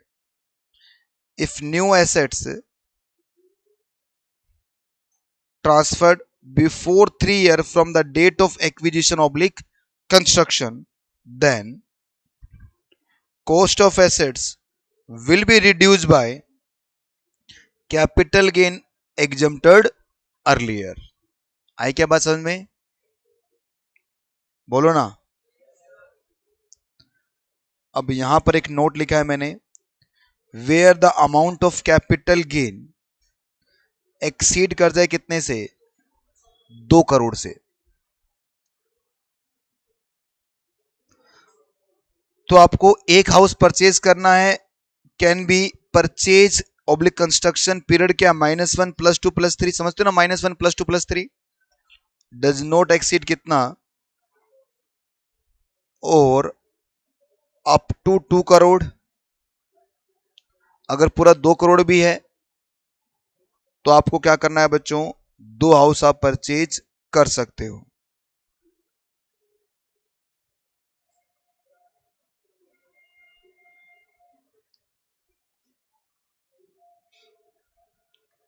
करे,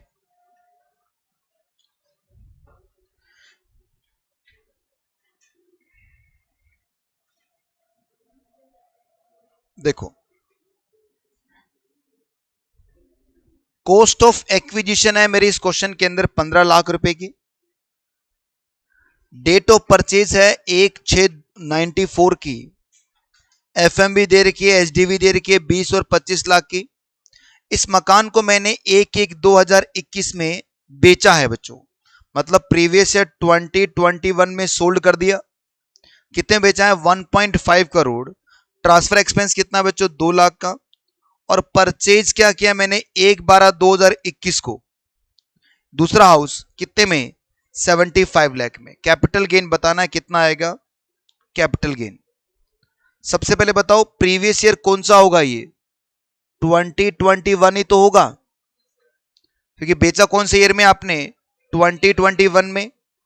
तो फुल वैल्यू ऑफ कंसिडरेशन कितनी है बच्चों, 150 लाख रुपए की है। अरे 1.5 करोड़ मतलब 150 लाख। ट्रांसफर एक्सपेंस कितने हैं, 2 लाख के, तो 148 क्या बन गया आपका, पहले समझिए बाद में कॉपी कर लेना। कॉस्ट ऑफ एक्विजिशन बताओ, एफएमबी और एचडीवी विच लोअर देखेंगे। एफएमबी कितना है प्रॉपर्टी के अंदर, एचडीवी कितना है, दोनों में लोअर कितना हुआ, 20 लाख। और 20 और 15 में हायर कौन सा हुआ, तो 20 लाख का क्या करोगे बच्चों आप, इंडेक्स करोगे, ऊपर आएगा 301, नीचे आएगा 100, क्योंकि आपका 2021 का इंडेक्स है 301।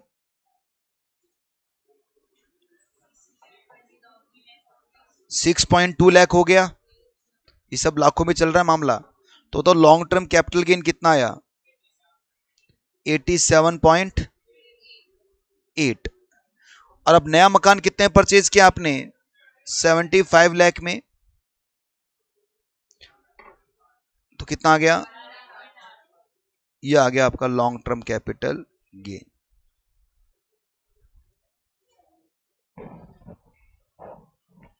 अब मैं आपको वैसे ही इसमें थोड़ा सा बताता हूं। मान लो ये जो नया मकान आपने परचेज किया है, इसको आप सोल्ड कर देते हो 1/6/2022 को, आपने इसको बेचा है 80 लाख रुपए में।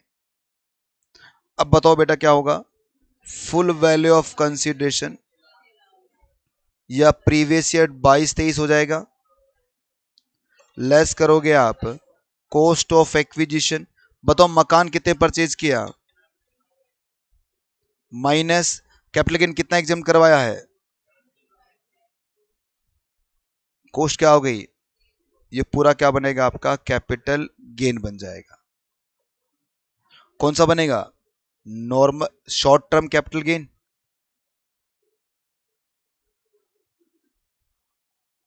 शॉर्ट टर्म क्यों, क्योंकि परचेज कब किया है, 6 महीने बाद तो बेच दिया आपने इसको, शॉर्ट टर्म होगा। सर वहां लॉन्ग टर्म था तो 20% टैक्स था, शॉर्ट टर्म में तो फायदा हो जाएगा। अरे नुकसान होगा, शॉर्ट टर्म में स्लैब रेट के हिसाब से टैक्स देना पड़ता है, और स्लैब रेट के अंदर 10 लाख के बाद क्या रेट हो जाएगा, 30%। अगर लॉन्ग टर्म होता तो 20 रहता पूरे पर, है ना।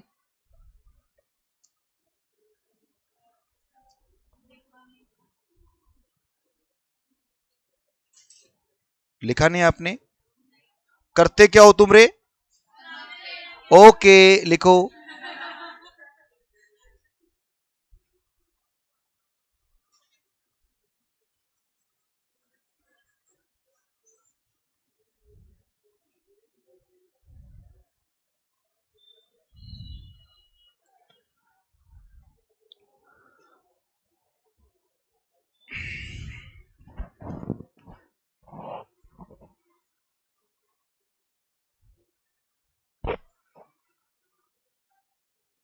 आपका ईएस कब खत्म होगा?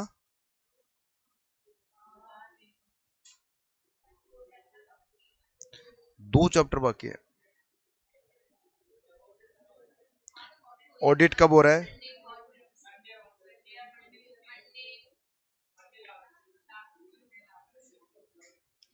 अरे क्योंकि भाई आपके एक्स्ट्रा टाइम भी तो लेना पड़ेगा ना मेरे को। बाकी सब कोर्सेज पूरे हो जाएंगे, टैक्स का रहेगा तो आपको भी तो अजीब सा फीलिंग आएगा।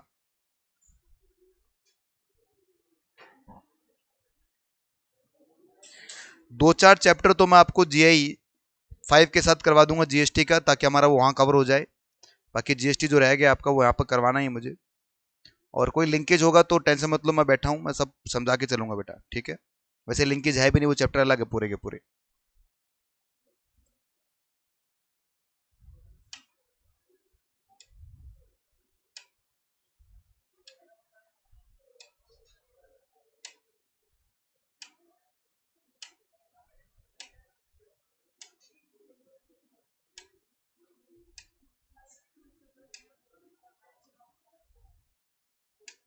लिख लिया क्या अब तो?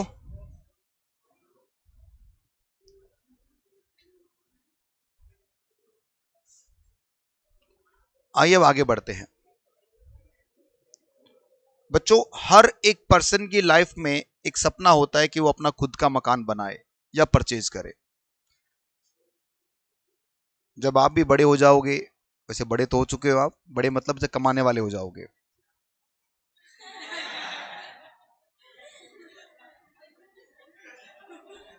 जब आप सीए बन जाओगे, उसके बाद में जब इनकम आपके आनी स्टार्ट हो जाएगी, तो आप भी सोचोगे कि मकान परचेज करें। और मकान परचेज करना एक तरह से टारगेट होता है बच्चा लाइफ में। बच्चों की शादी करना, मकान परचेज करना वगैरह वगैरह, यही लाइफ के कुछ दो चार, एक मिडिल क्लास आदमी के जीवन में बस ये दो चार टारगेट्स होते हैं। तो गवर्नमेंट को पता है कि एक आदमी अपने लाइफ में जो पैसा कमाता है उसे इन्वेस्ट करता है, इन्वेस्ट करने के बाद में वो क्या करेगा, उसका मकान परचेज करेगा। मैं भी कुछ पैसे जो कमाता हूँ, थोड़ा सा पैसा म्यूचुअल फंड में डालता हूँ, थोड़ा पैसे की गोल्ड परचेज कर लेता हूँ, थोड़ा पैसा कुछ मैंने और परचेज कर लिया। और बाद में जब वक्त आएगा, मुझे पता चलेगा मेरी इन्वेस्टमेंट इतनी हो चुकी है कि मैं मकान परचेज कर सकूं, तो इन सभी एसेट्स को जो मैंने परचेज कर रखी है, इन्वेस्टमेंट कर रखा है, उन सबको रिलीज करूंगा और एक मकान परचेज कर लूंगा। बात समझ में आ रही है क्या आपको? तो गवर्नमेंट को बोला, गवर्नमेंट ने कहा कि चलो ठीक है। मैंने अलग अलग जगह पैसा इन्वेस्ट किया। कुछ पैसा ज्वेलरी में इन्वेस्ट किया, कुछ शेयर्स परचेज कर लिए, कुछ म्यूचुअल फंड परचेज कर लिए, कुछ प्लॉट वगैरह परचेज कर लिया मैंने, एक सस्ता वस्ता। इनमें पैसा इन्वेस्ट किया बच्चों। इन्वेस्ट करने के बाद में इन सबको सोल्ड किया। सोल्ड करके बदले में क्या परचेज किया? रेजिडेंशियल हाउस प्रॉपर्टी परचेज की। आई बात समझ में क्या? सर अगर आप रेजिडेंशियल हाउस प्रॉपर्टी परचेज करके बदले में रेजिडेंशियल हाउस प्रॉपर्टी परचेज करते हैं, इसको सोल्ड करके ये परचेज करते हैं, तो 54 में कवर हो जाओगे। यहां पर 54 में कवर नहीं हो रहे। यहां तो आप रेजिडेंशियल हाउस प्रॉपर्टी के अलावा कोई भी इन्वेस्टमेंट थी आपकी, उसको आपने क्या किया, रिलीज किया, और बदले में क्या लिया? रेजिडेंशियल हाउस प्रॉपर्टी लिया। तो गवर्नमेंट आपको सेक्शन 54F का एग्जम्पशन देगी। एफ मतलब फॉर्मूला, या फॉर्मूला लगेगा। फॉर एग्जाम्पल, मैंने इन सभी एसेट्स को बेचने पर मुझे long term capital gain jewellery पे हुआ है 5 लाख रुपए का, शेयर्स पर हुआ है मुझे long term capital gain 8 lakh रुपए का, म्यूचुअल फंड पे मुझे लॉन्ग टर्म कैपिटल गेन हुआ है 2 लाख रुपए का, और प्लॉट पर मुझे लॉन्ग टर्म कैपिटल गेन हुआ है 5 लाख रुपए का। देखा जाए तो मेरा लॉन्ग टर्म कैपिटल गेन कितना हो गया? 20 लाख रुपए का। ठीक है, अब ये तो लॉन्ग टर्म कैपिटल गेन है बच्चों, और लॉन्ग टर्म कैपिटल गेन कैसे निकलता है कि sir full value of consideration में कॉस्ट ऑफ एक्विजिशन माइनस करोगे, सॉरी इंडेक्स कॉस्ट ऑफ, तभी तो आता है आपका लॉन्ग टर्म कैपिटल गेन। अरे बात समझ में आ रही है ना? तो अब गवर्नमेंट क्या बोल रही है कि आपका ये जो लॉन्ग टर्म कैपिटल गेन है ना 20 लाख, इसे हम क्या करेंगे? एग्जम्प्ट कर देंगे, बशर्ते आपको क्या परचेज करना है? कोई भी एसेट्स बेचिए और बदले में क्या लीजिए? Residential house property. तो हम आपका ये long term capital gain exempt कर देंगे। पर गवर्नमेंट कह रही है एग्जम्पशन का तरीका थोड़ा डिफरेंट होगा। क्या होगा? अब गवर्नमेंट ने बोला कि देखो भाई, बेचना है आपको कोई भी एसेट्स रेजिडेंशियल हाउस प्रॉपर्टी के अलावा, और खरीदना क्या बदले में? Residential house property. पर हां, जितना बेचने से आपको नेट कंसीडरेशन मिला है, अगर उतने का आपने नया हाउस परचेज कर लिया तो पूरा कैपिटल गेन एग्जम्प्ट हो जाएगा। अरे सर क्या बोल दिया आपने? एक काम करते हैं, इतना उलझाते नहीं है क्वेश्चन को, नॉर्मल बनाते हैं। ये मेरा एक प्लॉट ऑफ लैंड है या ज्वेलरी है, ठीक है, मेरी इसमें एक इंडेक्स कॉस्ट ऑफ एक्विजिशन है ज्वेलरी की सर 40 लाख रुपए की। इंडेक्स का मतलब समझ लिया, मैंने उसको मल्टीप्लाई कर लिया है, और मेरा जो सेल वैल्यू है ज्वेलरी का वो है सर 70 लाख रुपए का। ठीक है, तो बताओ मेरा कैपिटल गेन कितना आएगा? आप कहेंगे फुल वैल्यू ऑफ कंसीडरेशन तो है 70 लाख, लेस करोगे ट्रांसफर एक्सपेंस, मान लेते हैं ट्रांसफर एक्सपेंस आपके हैं 5 लाख रुपए के। ठीक है, ट्रांसफर एक्सपेंस है आपके 5 लाख रुपीज के, तो ये 5 लाख कम हो गया, कितना आ गया? 65। ये क्या आ गया? और इंडेक्स कॉस्ट ऑफ एक्विजिशन कितना है क्वेश्चन में? तो आपका कैपिटल गेन कितना आ गया? Long term capital gain. अब ये long term capital gain exempt हो जाएगा बशर्ते मुझे क्या परचेज करना है? एक हाउस परचेज करना है। अब गवर्नमेंट क्या बोल रही है पवन जी? सेक्शन 54 में जितना कैपिटल गेन था ना आपके पास, उतने का मकान आप परचेज करते थे तो हम एग्जम्प्ट कर देते थे। वो सेक्शन 54 था, क्योंकि वहां हाउस के बदले हाउस हुआ करता था। यहां पर क्योंकि आपने ये पैसा इकट्ठा क्यों किया? मैंने कहा सर मकान परचेज करने के लिए। बिल्कुल, तो जितना पैसा आपने रिलीज करवाया है, कितना रिलीज हुआ है? 65 लाख ही तो आया ना मेरे पास ज्वेलरी को बेचने से। इस पूरे 65 का अगर आपने रेजिडेंशियल हाउस प्रॉपर्टी परचेज कर लिया तो ये पूरा कैपिटल गेन एग्जम्प्ट हो जाएगा। आई बात समझ में? हाउस प्रॉपर्टी परचेज करता हूं मैं कितने का? 65 लाख रुपए का, तो कैपिटल गेन कितना एग्जम्प्ट होगा? अगर हाउस प्रॉपर्टी परचेज करता हूं मैं कितने का? 65 का आधा कितना हुआ? अगर मैंने हाउस प्रॉपर्टी परचेज किया 32.5 का, तो अब कैपिटल गेन में कितना एग्जम्प्ट होगा? आधा एग्जम्प्ट होगा। अच्छा अच्छा, इसका मतलब ये चाबी कहां पर है? नेट कंसीडरेशन में। जितना नेट कंसीडरेशन आप यूज करोगे उतना कैपिटल गेन क्या हो जाएगा आपका? एग्जम्प्ट हो जाएगा, उसके प्रपोर्शनेट के अंदर। अगर मान लो मैंने नया मकान परचेज किया है 70 लाख का, अब बताओ क्या होगा? पूरा एग्जम्प्ट भाई, माइनस तो होगा नहीं ना। ऐसे थोड़ी होता है कि सर टैक्स बन रहा था तो आपने दिया, नहीं बन रहा तो हम दे देंगे। गवर्नमेंट ये थोड़ी बोलने वाली है आपको कि अब कैपिटल गेन तो माइनस हो गया तो 20% के हिसाब से हमसे पैसा ले लो। नहीं नहीं, हम कुछ नहीं देने वाले, हम तो लेने वाले हैं, ये सरकार बोलती है बेटा।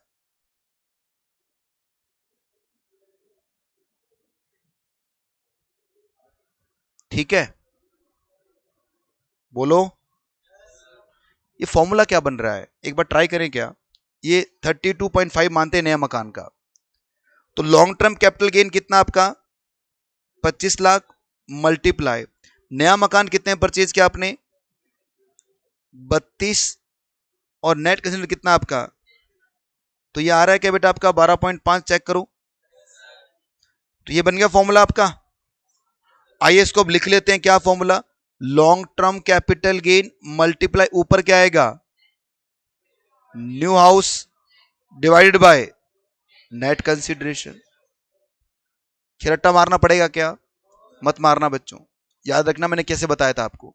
जितना नेट कंसीडरेशन है इसकी चाबी इसमें घुसी हुई है। अगर आपने 100% इसको यूज कर लिया तो 100% कैपिटल गेन क्या होगा? एग्जम्प्ट होगा। अगर आपने 75% यूज किया है तो 75% क्या होगा? आपका एग्जम्प्ट होगा।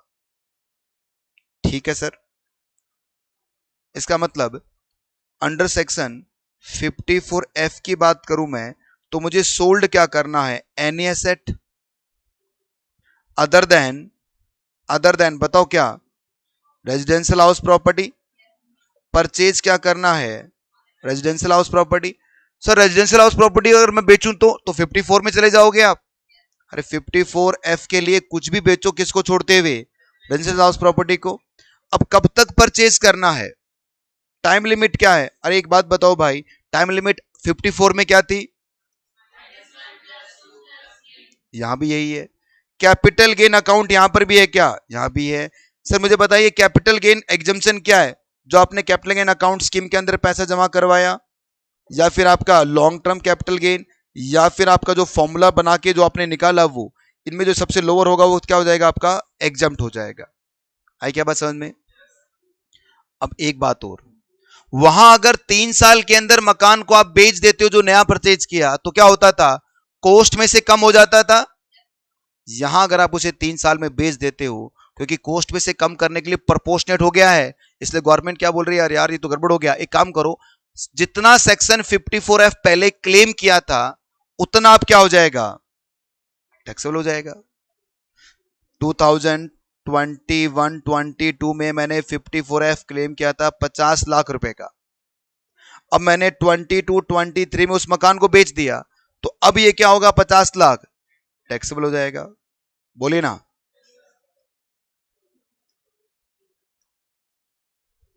चक दो फट्टे।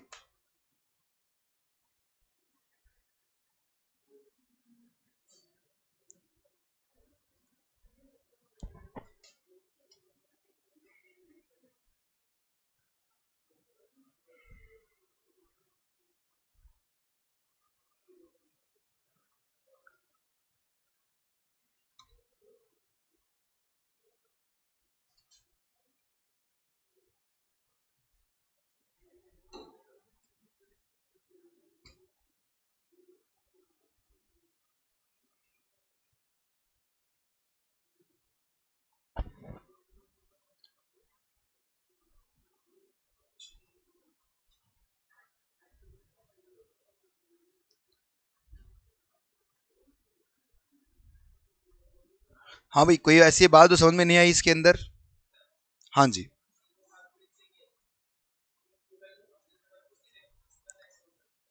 अरे बेटा वो तो है ही। आपने जो दूसरा मकान बेचा है ना, सॉरी मकान तो इसमें तो एक ही परचेज किया, इसको जो बेचोगे जो नॉर्मल जो कैपिटल गेन है वो तो आएगा आएगा, चाहे शॉर्ट टर्म हो चाहे लॉन्ग टर्म, उससे फर्क नहीं है, उसका रहेगा। पर यहां पर क्या करेंगे? सेक्शन 54F जो पहले मिला था ना वो भी टैक्सेबल हो जाएगा। ये है। यहां सर वो 2 करोड़ वाला सिस्टम नहीं है, नहीं यहां को नहीं है बेटा, सिर्फ 54 में है वो 2 करोड़ वाला। यहां पर कोई 2 करोड़ वो करोड़ नहीं है। पढ़े अब।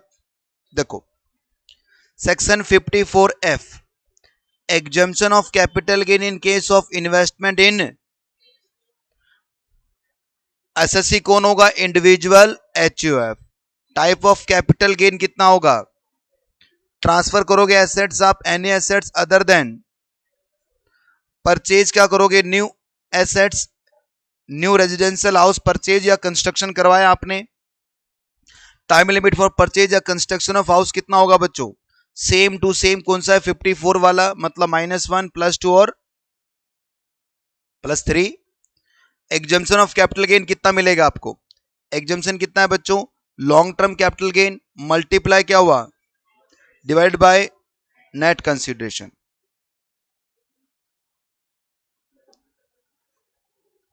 और लिखो इसका आगे, लॉन्ग टर्म कैपिटल गेन और डिपॉजिट इनटू कहां पर? Capital gain account scheme, which average lower.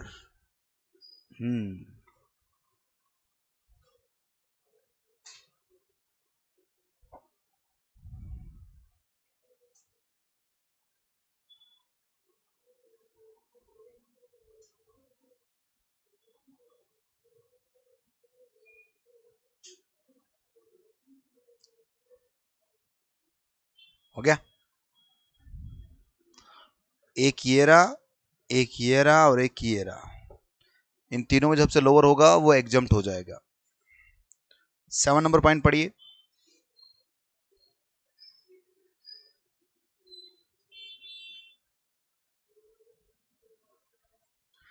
Consequence if new house is transferred within a period of 3 years from the date of its purchase, तो क्या रहेगा बच्चों?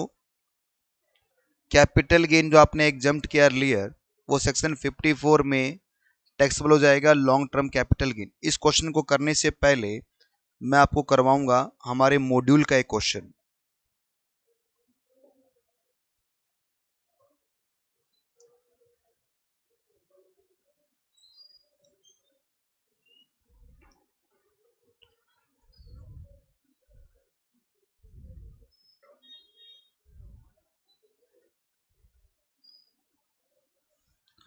सब बच्चों से मेरी छोटी सी रिक्वेस्ट है, हाँ भाई ऑनलाइन वालों, आप भी प्लीज आंसर मत देखना, अपनी बुक में से करके दिखाओ क्वेश्चन।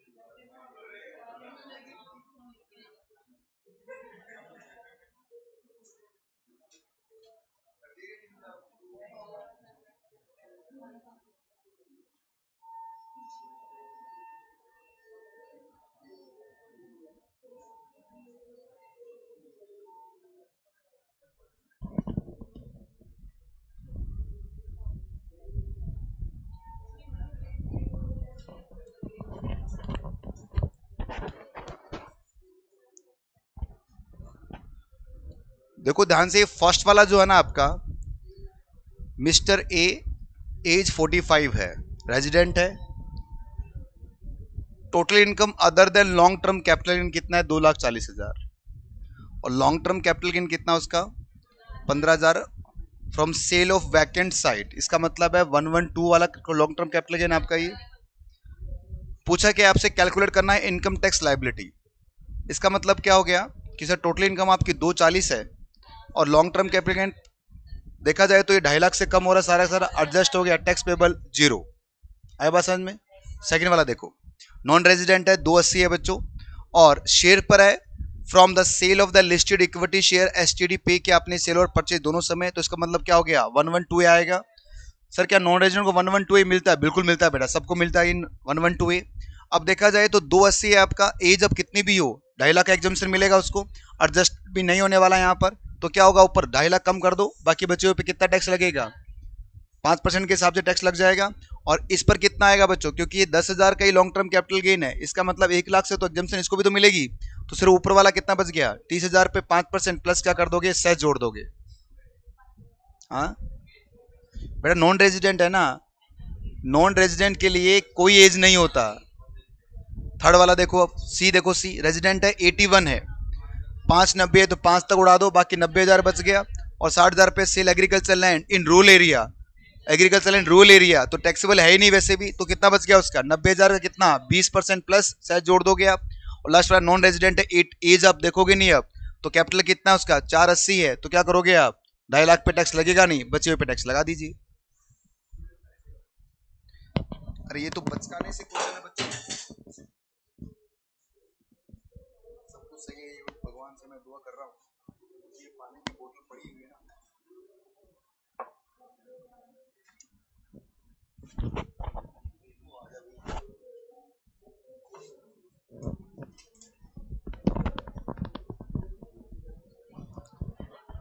हाँ जी बच्चों, क्या मेरी वॉइस आप तक आ रही है क्या ऑनलाइन वालों?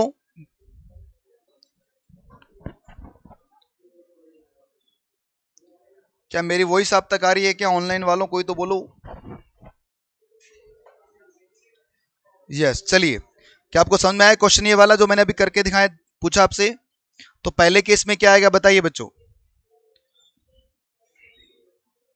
फर्स्ट केस में देखा जाए रेजिडेंट है आपका ये, 45 की एज है, तो 15,000 वैकेंट साइड से है, 112 ए वाला है। यहाँ कितना कम पड़ रहा है आपका 10,000 कम पड़ रहा है, यहाँ से एडजस्ट करो कितना आ गया 5,000 पे कितना 5% कितना हो गया बच्चों ये 2,500 रुपये। 87 ए का रिबेट मिलेगा क्या? बिल्कुल मिलेगा, तो कितना आ गया टैक्स पेबल आपका 0।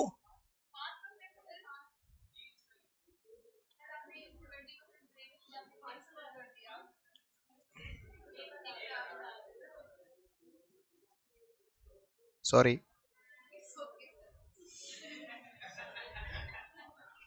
यहाँ ये 62 है। देखो अब ऐसे मजा आता है, जहां आप टीचर की गलती पकड़ना स्टार्ट कर दो आप, तो मुझे लगता है मैं बिल्कुल सही डिलीवर कर रहा हूं क्लास के अंदर।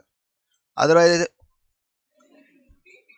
ये क्या पता है ऐसे नहीं, कुछ पता भी नहीं तो पूछा, पड़ोसी पूछता ही क्या पता नहीं रे यार, पढ़ना ऐसे मजा नहीं आता।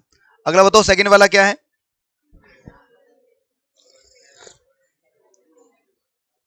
नॉन रेजिडेंट है, इसका मतलब क्या हो गया एज कितनी भी उससे फर्क नहीं पड़ता, 2,50,000 यहां से एडजस्ट कर दो, 30,000 पे कितना लगेगा 5% लगेगा। और ये सेल एसटीडी आपने पे कर दिया है तो ये पूरा एग्जाम्प्ट हो जाएगा, तो इस पे कितना आएगा बच्चों 1,500 या 15,000, 4% जोड़ोगे तो 1,560, यहाँ 0 यहाँ 1,560। तीसरा बताइए बच्चों, तो इसका तो कुछ होगा नहीं, क्यों नहीं होगा, क्योंकि रूरल एग्रीकल्चर लैंड है। अरे बोलो ना, अब यहां पर 5 उड़ गया, तो इस पर कितना लगेगा 20% प्लस क्या करोगे 4%। और लास्ट वाले केस में बताओ बच्चों, 480 है, नॉन रेजिडेंट है, 250 पे टैक्स नहीं लगेगा, बाकी बचे हुए पर कितना आ गया भाई,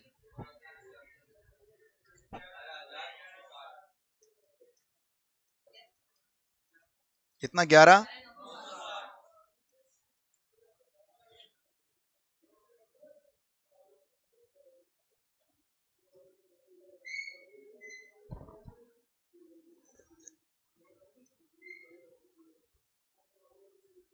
मैच कर गया सबका आंसर, पर मुझे ये नहीं पूछना था आपसे, ये तो वैसे ही सामने आ गया तो मैं करवा दिया।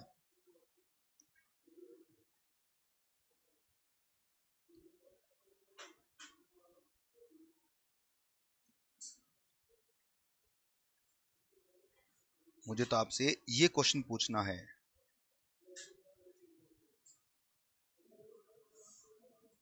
ये करके दिखाओ। करो बच्चों, अपने आप करो।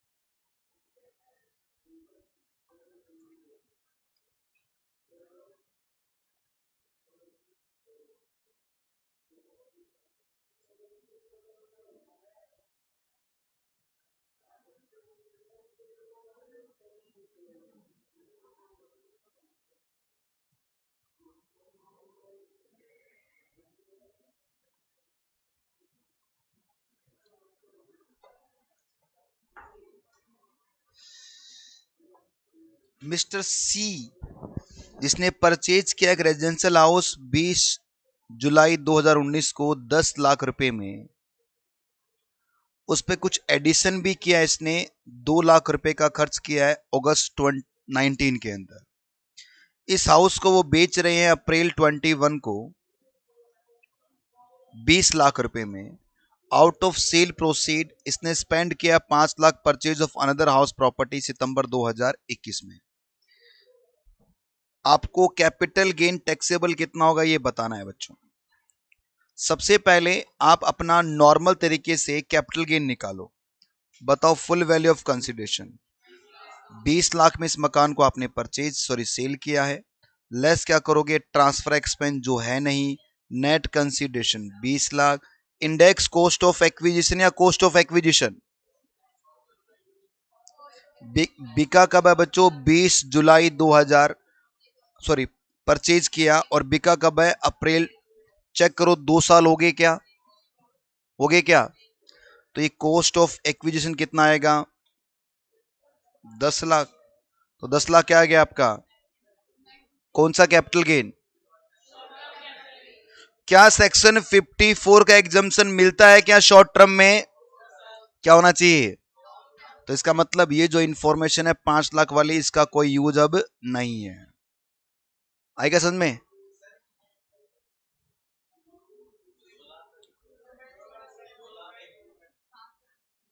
2 लाख क्या हो गया,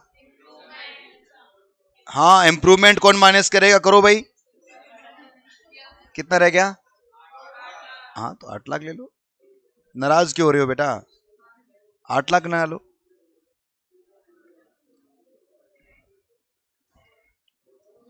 आओ इसको करते हैं।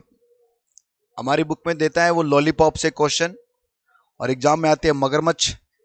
देखिए अभी एक क्वेश्चन दिखाया मैंने आपको एमटीपी का, देखा था पहला क्वेश्चन एमटीपी का, उसको पढ़ने पढ़ने में लग जाएंगे पौना घंटा। तो ऐसा आता है एमसीक्यू, ऐसे मैं सोचता एमसीक्यू सीधे सीधा आएगा, अरे इनकम टैक्स का पेपर ही सीधा नहीं आता, घुमा फिरा के आता है पूरा।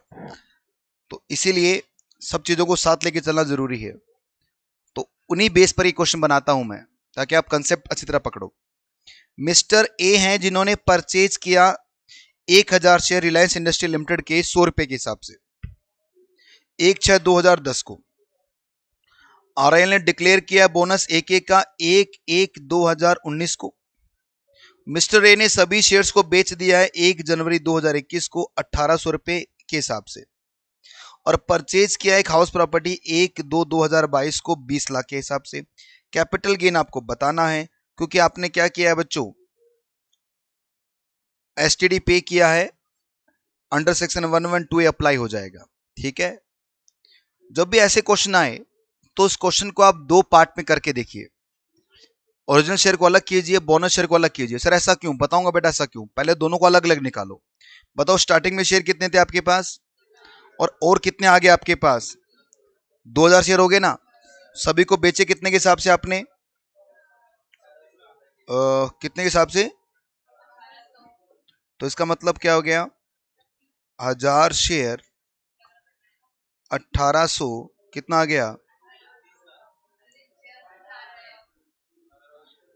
ओ, समझते नहीं है बेटा, वो पूरी बात सुनते नहीं है मेरी।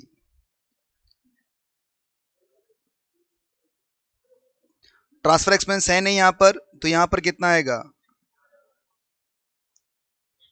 इतना तो भर लो। अब आओ कॉस्ट ऑफ एक्विजिशन की बात करें, बताओ क्या इंडेक्स होगा क्या? अरे 112 अप्लाई होता तो इंडेक्स होता है क्या? तो इसका मतलब क्या होगा बताओ, कॉस्ट कितनी मानोगे आप? एफएमबी दे रखी है 31/1/2018 कितने की, तो अब क्या होगा बच्चों, 1100 मल्टीप्लाई 1000 शेयर, कंपेयर कर लोगे तो ये आएगा, कितना हो जाएगा ये, तो 7 लाख क्या आ गया आपका, और यहां पर कॉस्ट क्या होगी, नील होगी। अरे बोनस शेयर में कॉस्ट कितनी होगी? अब मुझे बताओ आपने नया मकान कितने में परचेज किया है, 20 लाख में। आपने दो चीज बेची है, एक नहीं बेची, एक तो ओरिजिनल शेयर बेचा और एक क्या बेचा, बोनस शेयर बेचा। अब मकान कितने में परचेज किया आपने? अब ध्यान से देखने इधर क्या कर रहा हूं मैं, सर अगर मैं 18 लाख इन्वेस्ट करूंगा नए मकान में तो 7 लाख एग्जेम्प्ट होगा, 18 लाख इन्वेस्ट करूंगा तो 18 लाख पूरा एग्जेम्प्ट हो जाएगा। बताओ पहले कहां इन्वेस्ट करना चाहिए, बोनस शेयर के अंदर। समझ में आया ना क्या कर रहा हूं मैं, क्योंकि अगर आपने लॉन्ग टर्म कैपिटल गेन में बोनस शेयर देख रहे हो आप, तो वहां पर कॉस्ट तो है नहीं, जितना खर्च करोगे पूरा कैपिटल गेन एग्जेम्प्ट हो जाएगा। इसीलिए फर्स्ट प्रायोरिटी कहां रखनी चाहिए आपको, बोनस शेयर के अंदर। सर मतलब कैसे? अब मैं ये बोल रहा हूं कि सर ये 20 लाख का जो मैंने मकान परचेज किया है ना, उसमें 18 लाख कहां से लेके आ रहा हूं मैं, बोनस शेयर से। तो अब कैपिटल गेन कैसे आएगा, देखो मैं कहूंगा sir long term capital gain कितना, 18 लाख, और मैंने इन्वेस्टमेंट कितना किया नए हाउस के अंदर, 18 लाख की, और नेट कंसिडरेशन कितना है, तो एग्जाम कितना होगा, तो कैपिटल गेन कितना आएगा यहां पर, 0। 20 लाख का मकान था, 18 कहां ले लिया मैंने, बोनस में, अब बाकी कितने बच गए। अब मैं क्या बोलूंगा कि sir long term capital gain कितना, नए मकान की कीमत कितनी है, 2 लाख यहां इन्वेस्ट किया है, नेट कंसिडरेशन कितना आपका,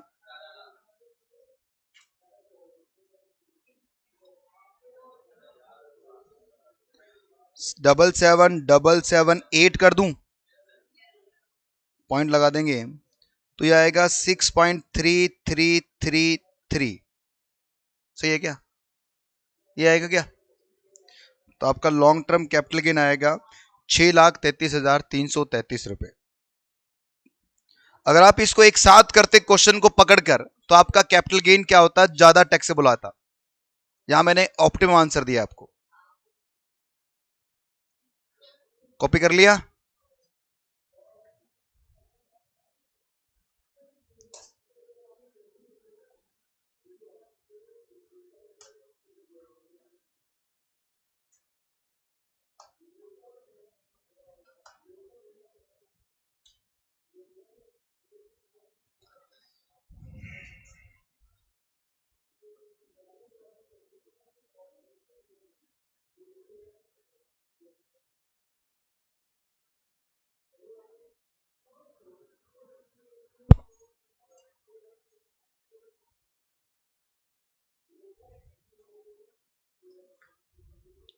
आपकी मॉक टेस्ट 11 को स्टार्ट है क्या?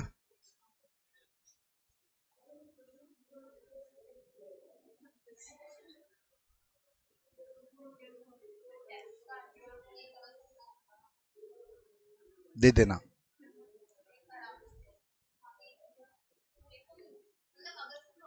आइए बेटा, कर लिया आपने, ये हटा दूं?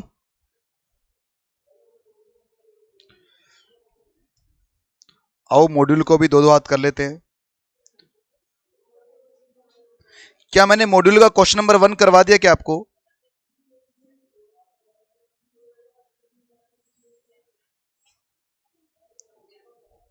हो गया बेटा ये वाला क्वेश्चन?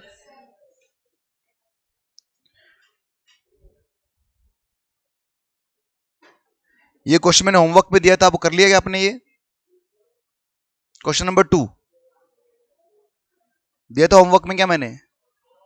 लो हम ले लो, करना घर पे आपको, ये हो जाएगा आपसे ये।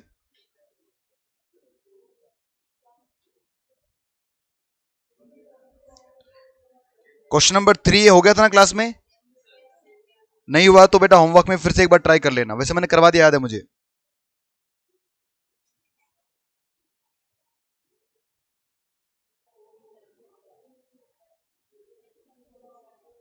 फोर्थ नंबर करवा दिया था मैंने। चलो भाई ये भी हो गया। सर कैप्लेगन खत्म हो गया? नहीं हुआ बेटा, अभी एक क्लास और लगेगी।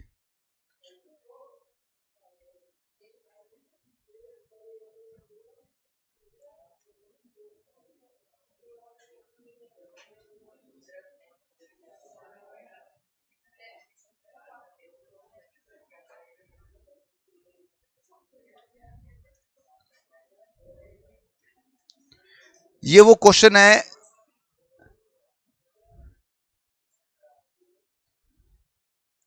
मिस्टर सार्थक एंट्री इनटू एग्रीमेंट मिस्टर जय कुमार। सार्थक कौन है भाई? और तुम जय हो। हाँ तो भाई सार्थक, तू जय के साथ में एंटर कर रहा है एग्रीमेंट में to sell the his residential house located at Kanpur. कितने में बेच रहा है अपना मकान? 1,50,50,00,000। क्या बात है यार, पैसे वाला तू तो। Cell proceed paid following manner, 20% account पे ही चेक से आएगा डेट ऑफ एग्रीमेंट पर। बाकी कोई बात काम की नहीं है बच्चों। काम की बात इतनी सी है कि डेट ऑफ एग्रीमेंट और डेट ऑफ रजिस्ट्री डिफरेंट है, तो डेट ऑफ एग्रीमेंट का एचडीवी ले लेंगे बशर्ते अदर देन। और देखो अदर देन कैश आ रहा है क्या, इसका मतलब अब जो आपका एचडीवी कंपैरिजन करना वो कौन सा देखोगे आप? डेट ऑफ एग्रीमेंट का। बाकी पैसा इस तरह दिया जाएगा।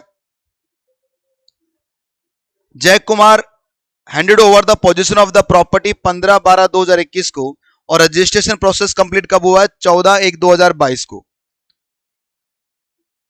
As per the sale agreement the value determined by the stamp duty value 16/8/21, 15/12/21 और 14/1/2021। बताओ भाई एग्रीमेंट कब किया गया? सबसे ऊपर देखो एग्रीमेंट कब है बच्चों आपका? 16/8। तो 16/8 का एचडीवी कितना है क्वेश्चन के अंदर?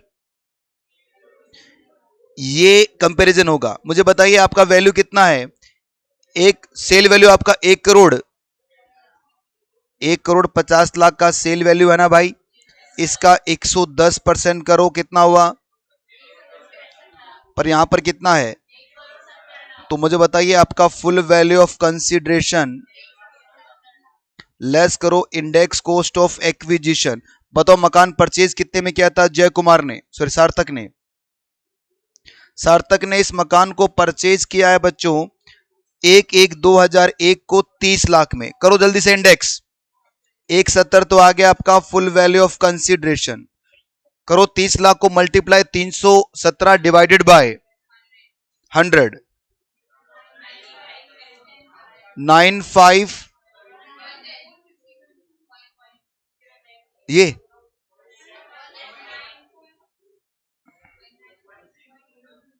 10। तो बताओ लॉन्ग टर्म कैपिटल गेन कितना आया? 90 आ गया। सामने देखो बच्चों एक बार।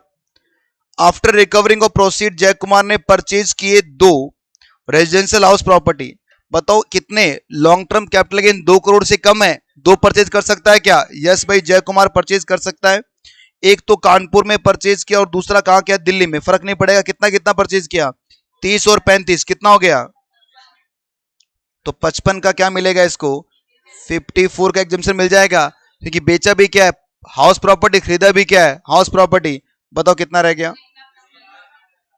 ये क्या बनेगा आपका? कैपिटल गेन बनेगा। क्या टैक्स भी पूछा है क्या? नहीं पूछा। 19 पॉइंट सही तो होगा ही बेटा, गलत थोड़ी कराएंगे।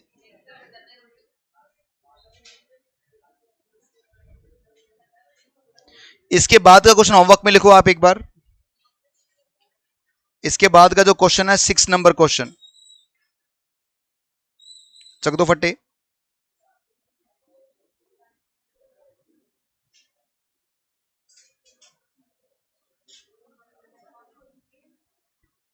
सेवन में क्लास में करवाऊंगा।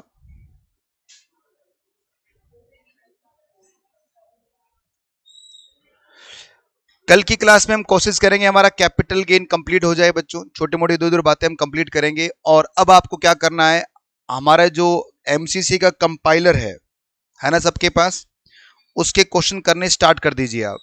जहां भी अटको उस क्वेश्चन को छोड़ देना, क्योंकि वो अभी पुराने, वो कोई ना कहीं कल की क्लास से लिंक हो सकता है वो, तो करना स्टार्ट कर दीजिए आप। और अभी कल हम डिसाइड कर लेंगे कि आपकी डाउट क्लास कब लेनी है उन क्वेश्चंस की, ठीक है। तो अभी के लिए इतना ही, अब मिलते हैं हम अगली क्लास में। बाय बच्चों।